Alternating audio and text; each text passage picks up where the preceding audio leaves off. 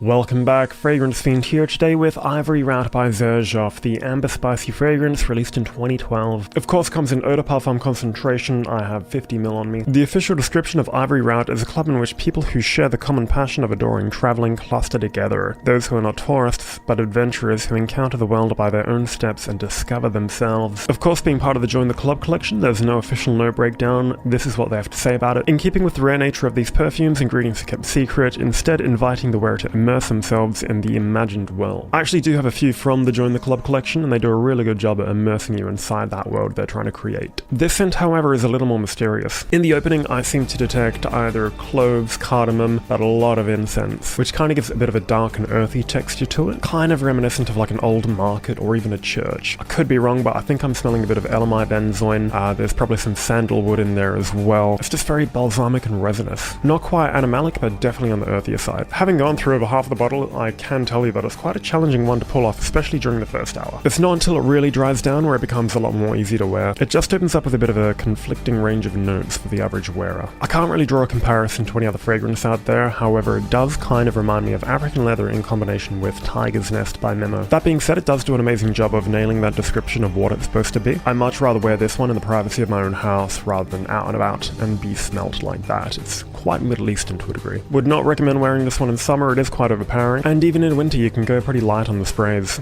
It's one of those type of fragrances I like to come back to every few weeks and give it another wear. I much prefer it in moderation opposed to overwearing it every single day, as it can be a little much. It's currently available for $299 Australian dollars or €170. The performance though is absolutely extraordinary. It will last you all day, even with 3 sprays, 2 on the wrists, maybe 1 on the chest area. I give it a 9 out of 10 for its projection and sillage. It just leaves a trail, fills a room, but do you necessarily want to fill a room with that particular type of scent is the question. It is labelled as unisex, but it smells very masculine to me actually. If you like the concept by Ivory Route, or do like Ivory Route, you've got to try Marrakesh by Aesop. Everything from the name and description actually just reminds me of this, which is a lot more accessible to most people. There's not that like heavy cloying incense in Ivory Route. It's a lot more simplistic in some way, but very, very spicy with a heavy cardamom note, which I like, and I find it quite wearable all year round. So even though I think Ivory Route is quite unique, it's distinct, it kind of lacks the versatility, not just seasonally, but it's definitely catered to for, I guess, a bit of an older audience. Although I do like it, I just don't love it, and I do think there's a lot of people who would appreciate that scent. So even though a 4 out of 10 might seem quite low, I do appreciate it for what it is. Give it a shot. That's all for today's video. Thank you for watching.